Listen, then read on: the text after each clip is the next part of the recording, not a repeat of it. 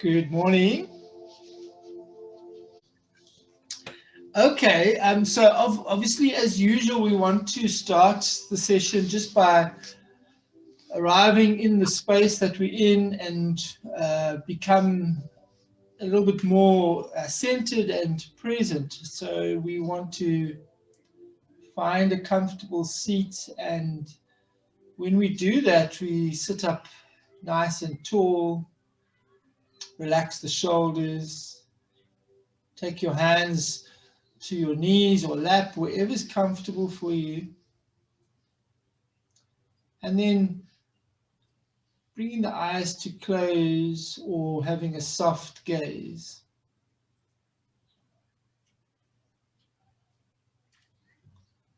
And from here, we want to check in with the body,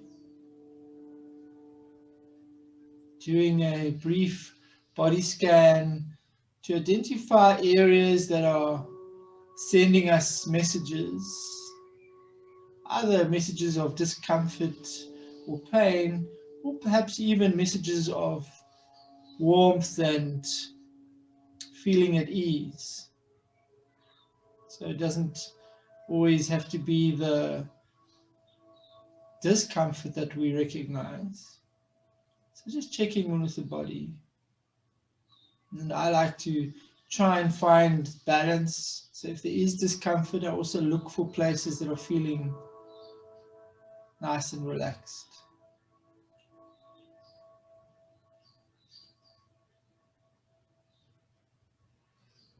And always honoring the body for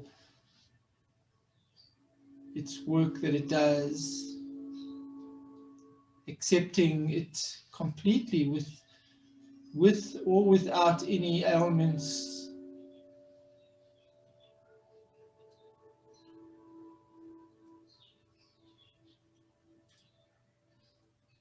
We also bring our attention to our thoughts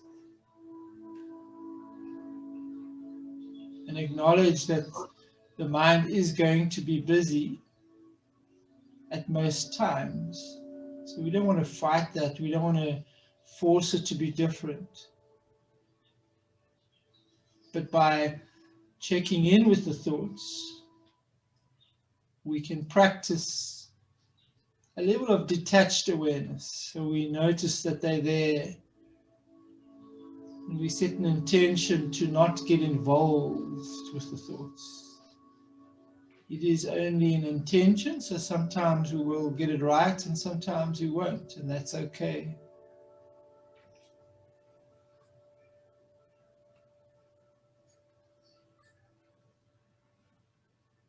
We use our breath as a primary tool to practice that detached awareness. We use our breath to focus on so that we are distracted a little bit from the busy mind. And we use our breath as a companion in times of stillness. So checking in with the breath now, listening to the sound of our own breath in and out of our nostrils.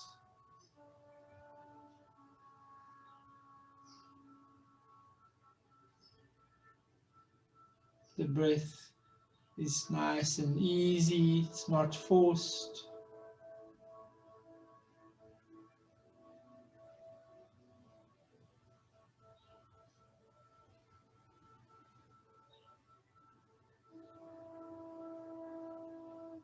And perhaps we can take the breath a little longer.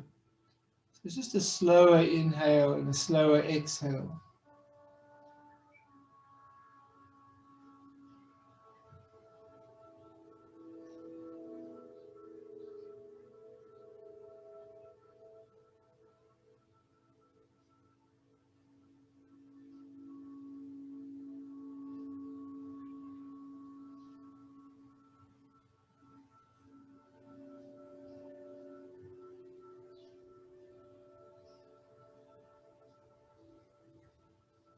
And now taking a nice deep breath in together. And we sigh it out the mouth this time. We do another one like that. And sigh it out, softening the whole body on the exhale.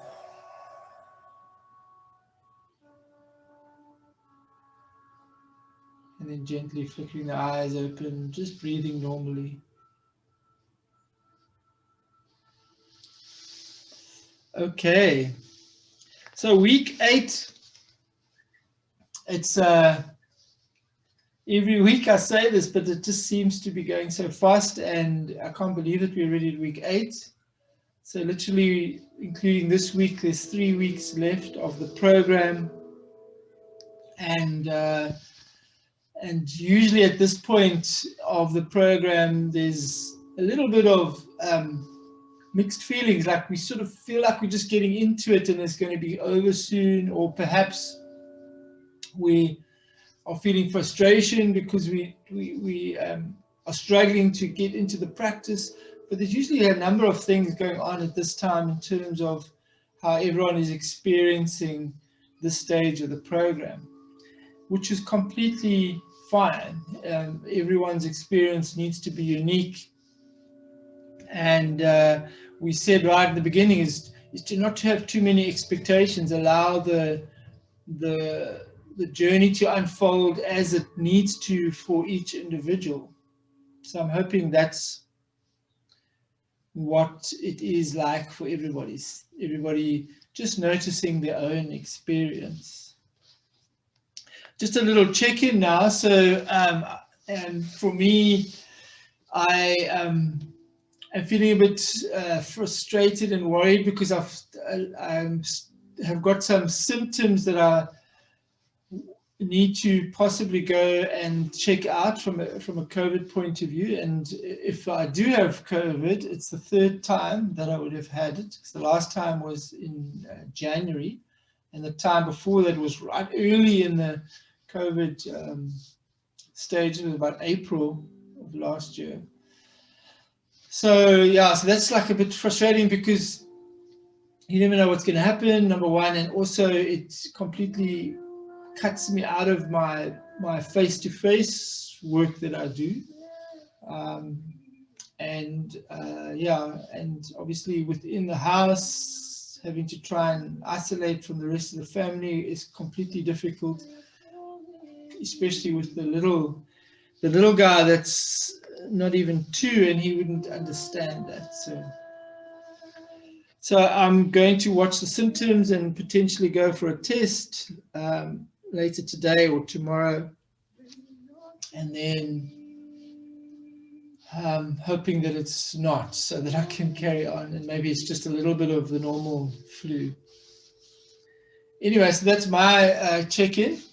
And then the reflection is also a good process, because, you know, one, without going into the blame and shame and guilt aspects of reflection, one can look at it and say to yourself, if you did have that gap, that pause between stimulus and response, how could it have been different? What could you have said?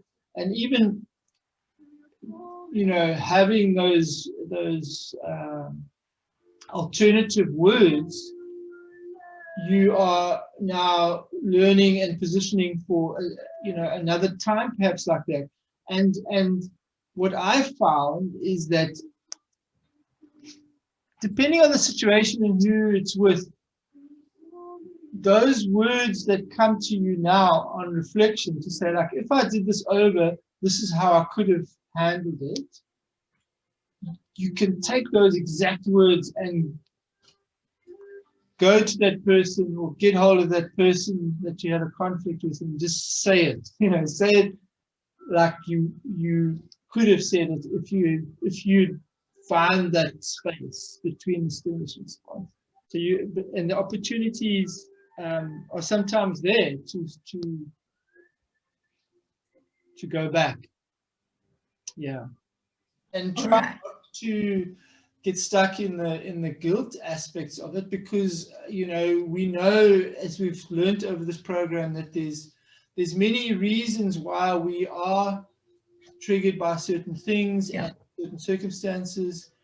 We need to practice the compassionate acceptance for ourselves before we can go and adjust or do it differently. So, you know, so in each circumstance, like, try and remind yourself of that. Okay, it's not what I wanted to do, and it's not, I don't feel good about it, but I'm going to practice acceptance for now, and then see if there's space, opportunity to do something different. I want to talk a little bit about week 8 and what the intention and purpose of week 8 is. So we move into the transformation phases of the program. So week 8 and week 9 is transformation phase, but we do want to acknowledge at the start of this week that the healing and all the learnings up to now, so all the awareness, the compassionate acceptance, and the healing interventions that we may have put in place carry on. So those don't stop. So it's not like it's a linear thing where we finish the one phase and we're going to the other. But when we come into this phase, what we want to do is start observing ourselves again. So we're bringing ourselves back to awareness, and if we can, we're trying to observe the awareness of similar types of situations that we did in those first few weeks.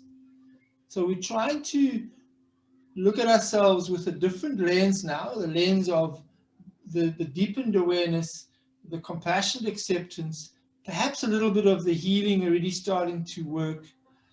And we're now looking at ourselves from a distance, and we are looking out for shifts, subtle shifts, maybe very subtle shifts, but we want to see that in terms of how we are handling different situations, what our thoughts are, and are we able to identify those irrational thoughts a little bit easier? What about our well-being inputs and outputs? Is there some subtle shifts there? And the reason why we want to do that is because when we notice the subtle shifts, and there will be, if we look openly at the interactions and how people are responding to us, there will be subtle shifts. And for some people, it's more than subtle. It's quite obvious. But the reason why we want to do that is we want to acknowledge that and allow that to feed us with some encouragement to grow further. So as we see those, the result is we would want more. We want to be more at ease. We want to see that gap between stimulus and response a little bit slower and be able to. So we want more of that feeling of joy and being at ease. So we want to look out for the shifts. So this week is about awareness of those same things that in the past, perhaps where all the triggers were, having a look at how we are in those situations and acknowledging that there is shift, and there will be. So the key point is to note is that it's not going to be with everything. So let's just say there were 5 or 6 things that we noted in the first few weeks that we said, wow, actually, sure, that makes me uncomfortable. I didn't know about this about myself, or I really wish I wasn't like that. Let's just say there were 5 or 6 things. It doesn't mean that all of them would have shifted. So we need to be aware of that and be careful not to be expecting shifts in all areas. And even if there's just one subtle shift in one area, that is brilliant. So to not expect complete shift in all areas that we noticed up front, that's the key thing. And then also the extent of the shift can be, can vary significantly from person to person depending on the situation. So there is no wrong or right in terms of the extent of the shift either. So we need to be careful of any type of assessment or of the shift. Is it enough, or what is not enough, or it's not in this area that I wanted to. We need to step back from that, say, whoa, we're getting into the judgment space again now. So it's about just noticing it as it is and celebrating the shifts. So that's the key message for week 8. And yeah, and also, from last week we shared that healing catalog, which was a generic list of different types of interventions and modalities out there, and it was really just for food for thought, so that we can consider interventions that are outside of the more traditional ones. The traditional ones would be going to see your medical doctor, or if it's emotional well-being, going to see a counselor or a therapist. There are those, and those are valid and have a place. But there are many others, and so food for thought, encouraging a bit of experimentation, almost like saying, like, what of these feels right intuitively when I explore it, or go do my own research around, say, sound healing, or anything that just you are drawn to just from the initial definition of it, and then explore it. And if it doesn't then seem like it's something that can help you, then walk away. But there are many things out there, often easily accessible to us, that we can explore. The one thing that I found very intriguing was the forest bathing, and some years ago when I was looking into it, I realized that I was really doing it and I didn't even know. So I take every opportunity to immerse myself in nature, and forest bathing is just that. In Japan there is specific forests where forest bathing takes place, where people go to the forest to connect with nature as a healing intervention, and they specifically try and allow all the senses to awaken. So the smell, the touch, the feeling, so when they're in the forest, they'll listen to the sounds and try and listen out for many different sounds, and feel the trees and the bark, and dig their toes in the soil, or lie next to a stream and listen to so that forest bathing is about immersing yourself into nature. And I realized that I've been doing that for years. I didn't even know it, and it's for free, really, in terms of if you've got the environment to do that. And it's different for everybody. So for some, their healing in nature would be to be in a desert, for example, and others would be to be in a tropical type of space, or at the beachfront, the sea sand and hearing the ocean, under the night sky, just camping or being out with the stars above you. So there's many different ways to get that healing via nature. But in Japan, they've called it forest bathing. And they also have very organized forest bathing, where you go to a certain forest or nature reserve, and there are doctors and psychologists and people there that do like an assessment, do an initial like brief assessment of your needs, and then they direct you to engage in the space in a certain way. They say, okay, you specifically need this, so therefore take this path, and along this path you'll find this space. And so it's quite structured, and I find that very intriguing as well. But there are many things on there, on that healing catalog, and many outside of that catalog. So that was just a list that I came up with just to trigger the thought around exploring the less obvious healing modalities out there. So I say that because this week and next week we start to observe the shifts, but the healing carries on. And some of the healing is a once-off intervention or ritual. Some of it is long-term. Let's just say it's psychotherapy. That's like, potentially a few years. Some of it is maybe a regular practice that we feel is now needs to be part of our life, like, going for Pilates classes, or it's a more of a nurturing regular practice, like attending a art class once a week. So whatever it is, it's going to be different for each person. It can have different timelines to it. So we want to be aware that the healing is not it's an ongoing thing, and we continuously need to heal.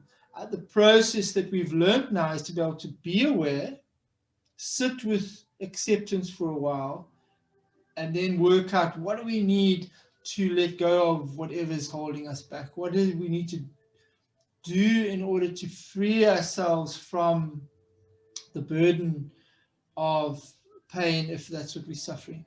So we now learn that life cycle, and it's one that we will continuously introduce as we become aware of a need to get ourselves back to center, a need to find joy again. It's not a one-off thing. So hopefully this program just creates that that toolkit around, a continuous cycle from awareness through to healing, through to transformation. So that is week 8. Yeah. And we'll talk a little bit more about the activities that are required. But at this point, I wanted to then just kick into last week and just see if there was any feedback. The activities, specifically, it was around healing and identifying possible interventions. Not always a case that there needs to be an intervention, because our awareness and compassionate acceptance on its own is healing. So I just wanted to see if there's any feedback around that, or around the meditations, or around the YouTube videos, anything that you have to share. We can do that, and it's a remarkable thing that happens when you're able to go back afterwards and say, can we have that over? Because this is what I want to say. Can we have that moment over? Because a lot of people use the saying that it's gone. Once you've said it, it's gone. Yes, that moment's gone, but you can replay it as best you can, and sometimes that's a really magical moment when you go back and say, wow, I want to rather say it like this, and not just for the other person, for yourself. Okay, so what I want to do now is I want to do a little bit of breathing and some seated movement. And the seated movement is about heart opening. We call them heart opening postures. And what I want to say about them is that when we are feeling low and down and things are just a little bit too heavy, what our bodies do is do this. We hunch forward. It's like it's a natural protective mode. We slump forward, the energy is not there. And so our heart space is closed, right? And what we actually need is joy and love and compassion to feel better, but we're not going to be getting that because we're closed, because our bodies are shaped like this. So heart opening postures is when the space across your chest is open, we perhaps leaning back into a bit of a back bend. That invites joy, compassion and love into our space. We're more receptive. So when we're feeling low and down, we want to be doing these sort of movements: arms back, chest forward, head back, even perhaps if our neck is not compromised. So that's we want to do that just now. But we're going to start with some breathing. So if you are seated on a chair, remembering to come away from the backrest a little bit, and hands on the knees, both feet on the ground if that's possible, and the feet are hip width apart, so not close together, not too wide. So everything is aligned. And then we're going to go back to a breathing exercise we did in one of the earlier weeks, the belly breathing. So the belly breathing brings us out of that fight or flight mode. It brings us into a rest and digest mode. So we bring our inhales into the belly rather than to the chest. The higher up in the chest, the more it exacerbates that feeling of anxiousness and that fight and flight mode. If we bring it down to the diaphragm, belly area, it has a calming effect. Okay.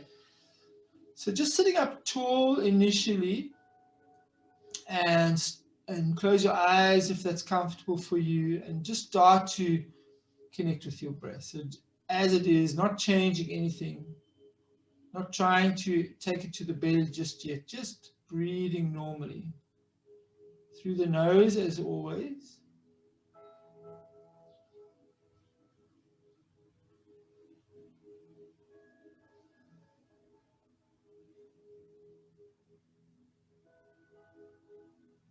And then just very gently now take the next few inhales into the belly. So nothing else excepting the inhale down to the belly rather than the chest.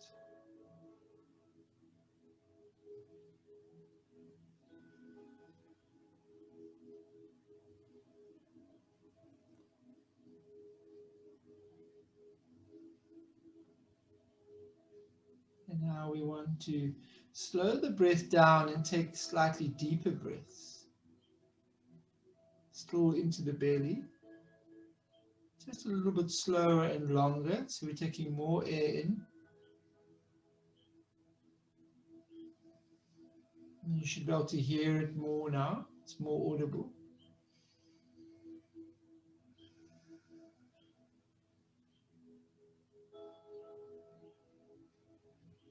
And we want to even now start exaggerating the belly filling up. So on the inhale, notice the belly really pushing out. And on the exhale, you're just drawing the navel in towards the spine. So inhale, nice full belly. And exhale, softening the belly, bringing it in towards the spine.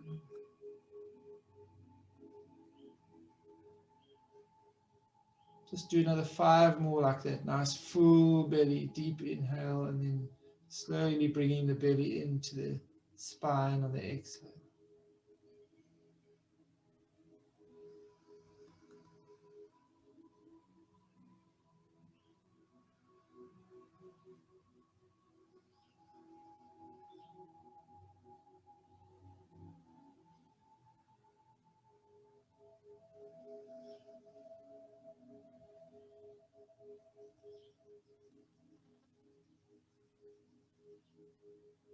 And then just breathing normally, relax the belly. Take a moment just to notice what you're feeling in the body.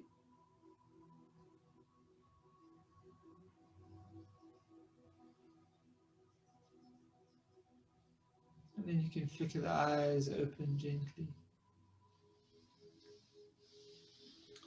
Okay, so heart opening postures that you can do whenever you're feeling a bit low and a bit heavy and sad. We do the heart opening one. So the first one is a seated cat and cow, we call it. You can take your hands to the front of your knees, so everything else is staying the same, the feet on the ground if you're on a chair. And on the inhale, we bring the chest forward. We're trying to get the chest through the shoulders, so the shoulder blades are trying to meet behind the chest forward, and then lift the chin.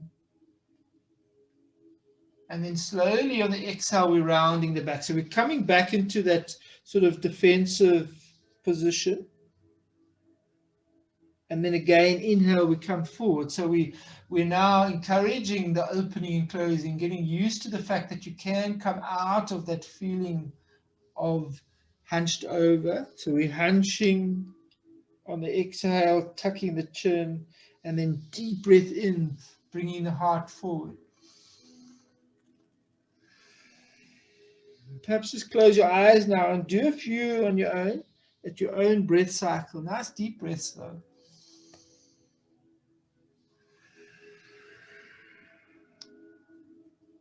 And this routine also awakens the spine.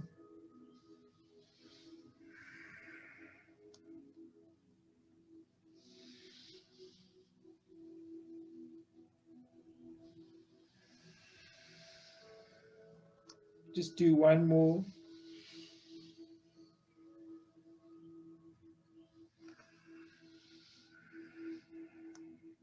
And then bring your back up straight again after you've done your last one. If you're sitting on the chair, sitting on the front edge of the chair, you should have space to put your hands behind you.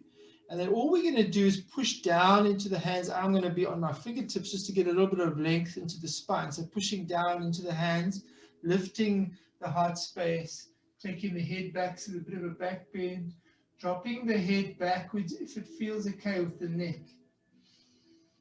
We should take a few deep breaths here.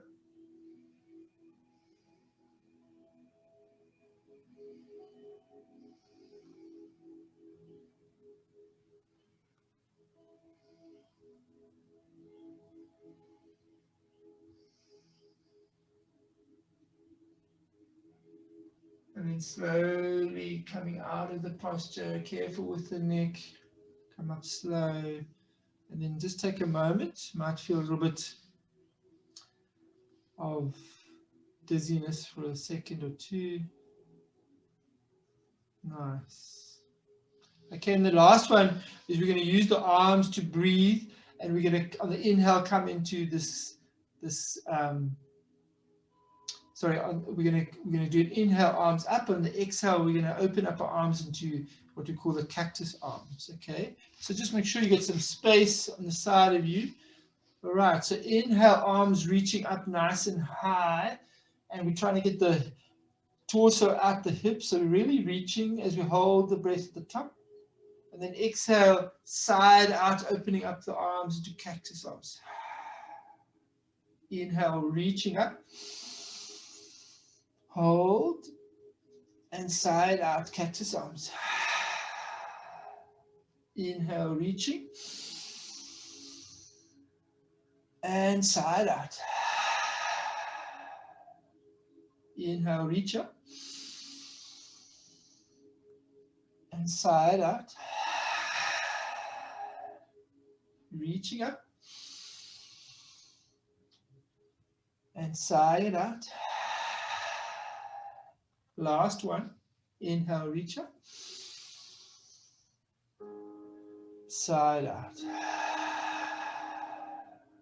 And now just reaching up on the inhale, holding there. And then your hands come down to your heart center. Nice and slowly. Place your thumbs against your sternum, tuck your head. Feel perhaps your heartbeat into your thumbs.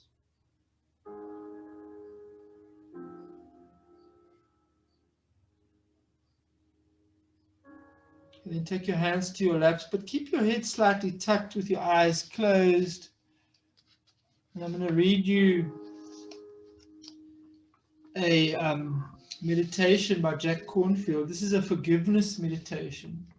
So remember that you've practiced now some heart opening movements. So bring your attention to your heart. Keep your eyes closed. And allow the words to be whatever they need to be for you today.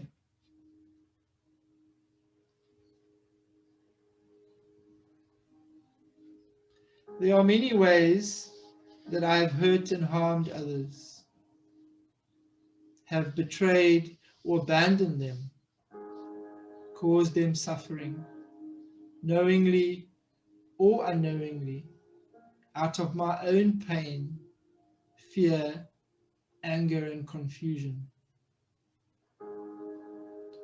Let yourself remember and visualize the ways that you have hurt others.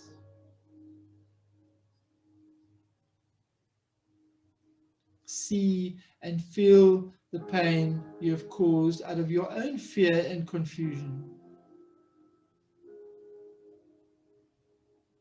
Feel your own sorrow and regret. Sense that finally you can release this burden and ask for forgiveness. Picture and feel the memory that this burden holds in your heart. And then to the people that you've hurt, say in your mind, I ask for forgiveness. I ask for your forgiveness.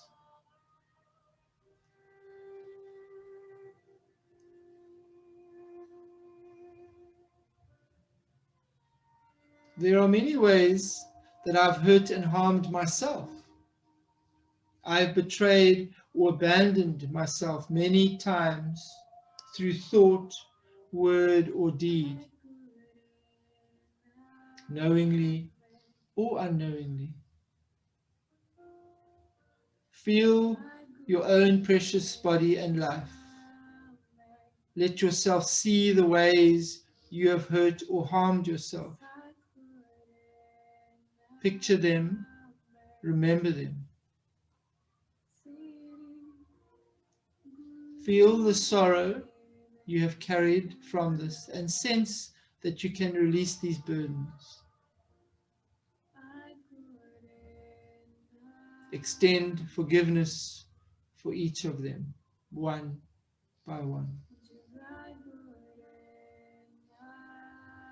Repeat to yourself, for the ways I have hurt myself through action or inaction, out of fear, pain, and confusion, I now extend a full and heartful forgiveness. I forgive myself. I forgive myself.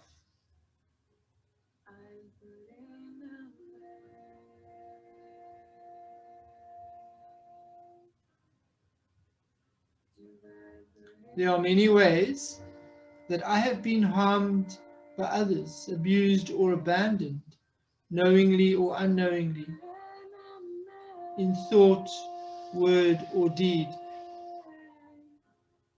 Let yourself picture and remember these many ways. Feel the sorrow you have carried from this past and sense you can release this burden of pain by extending forgiveness when your heart is ready.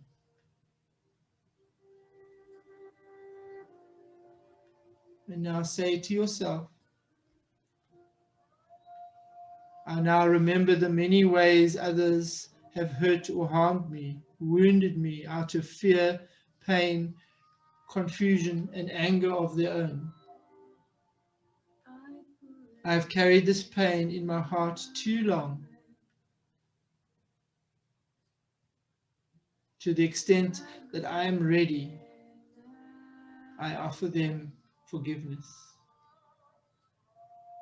To those who have caused me harm, I offer my forgiveness. I forgive you.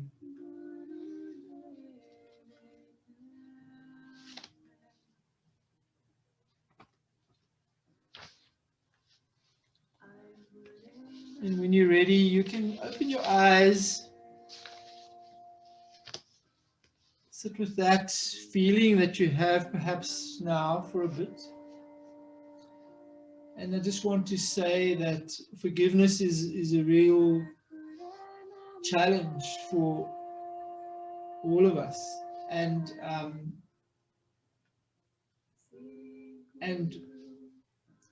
even though that forgiveness meditation was about forgiving ourselves and others,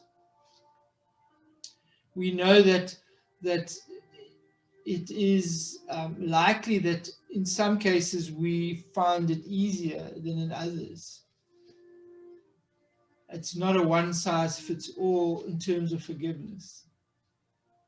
But we do also know that the practice of forgiveness becomes just a little bit easier as we do it. So it is encouraged. And perhaps if there are some real difficult ones where we're not ready to forgive right now, ourselves or others. So people, ourselves or others, or situations or events, we may not be ready, but there could be others that we are. So a good strategy to build your ability to forgive is to start with the easier ones and just go through the process of saying, I'm ready to forgive for this particular event or this particular person. And so when you start to do that, what happens is you're freeing up space in the body, in the soul, in the mind. And then therefore the next one feels just a little bit more doable because you've got more space in your heart and there's more compassion there. So each time you forgive, it builds compassion within you for yourself and for others. So sometimes forgiveness needs to start with the easier ones, and then hopefully we can work through the others over time when we're more ready. So I acknowledge that it's not easy and it's not as simple as going through a meditation like that, but the purpose of it was to share that forgiveness is a really important component of our own healing, of our own journey to joy. If we want to get to that feeling of ease, feeling lighter, feeling joy, we have to free space in ourselves, and some of that space is being taken up by pain that we have not forgiven for. Okay. So what I wanted to do is just quickly come back to this week and talk about the activity. So on the reflection journal, what we want to try and do is just one thing per day, perhaps, that we notice. So on any given day, upon reflection of the day, or in the moment, if you saw it in the moment, if you've noticed any subtle shifts in you, just to journal that. The act of journaling, as you know, is a healing process on its own, and it has a natural way of opening you up to more. So perhaps try for each day of the week just to note down something that you've seen that has shifted in you since the start of the program, And going back to what I emphasized, it can be very subtle, but if it's a shift, it's a shift. So we want to try and do that. Okay. And then the meditations, there's no YouTube one. It's just sitting in silence. So I know that's tough for some people, but we want to just practice that, finding our own space without any audio, without any visualization, just being, because there again is a place for observation. And can we notice any subtle shifts in our ability to sit with ourselves? So it's purposeful that this week is just about a 30 minutes sitting in silence rather than using any guided meditations. So that is the activities for the week, in addition to obviously watching the videos at your own leisure and seeing what you can get from that. I hope that the videos week on week have been useful, and again, it doesn't have to be all of them, but even if it's just one that connects with you in a way that inspires your own journey, then that's good enough. So look out for the videos and see what you can get from them. Okay, so that is week 8, and I can't believe it that we are this far into the program. And before we close, I want to read Melody Beatty's passage for the week. And also just wanted to share the mantra for the week, and that is in a way quite key to the place that we are in the program. So the mantra is, I'm exactly where I need to be. And if we articulate that, say those words, feel those words, and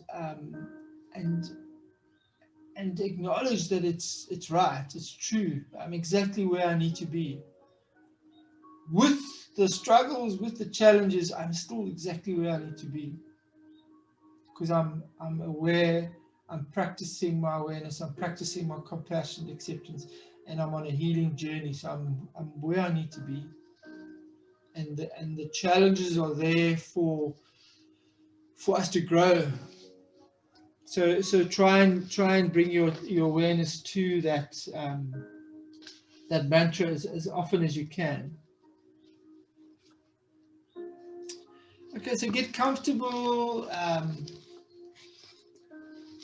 You can close your eyes perhaps while I do the reading. Even lie down, whatever you want to do. Okay, so Melody BT, Journey to the Heart, and this passage is called Make Each Moment Count.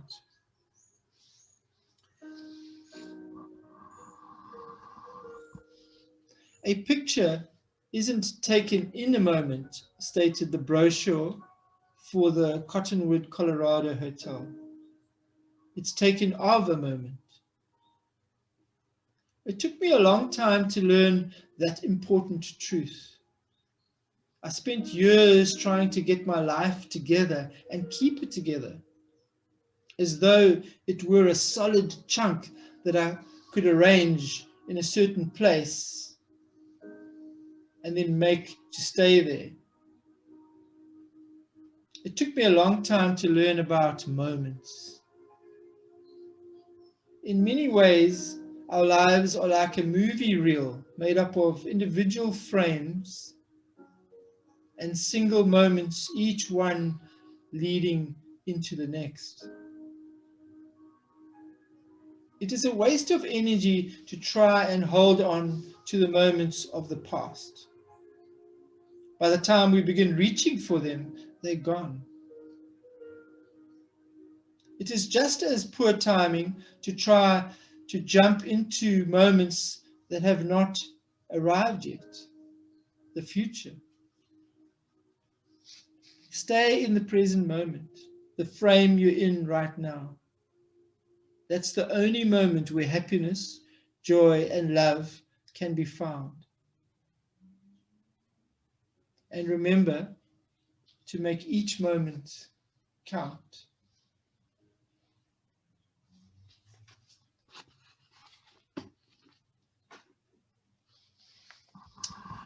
Okay, we've reached that point in the session where we can just say our goodbyes or any last words.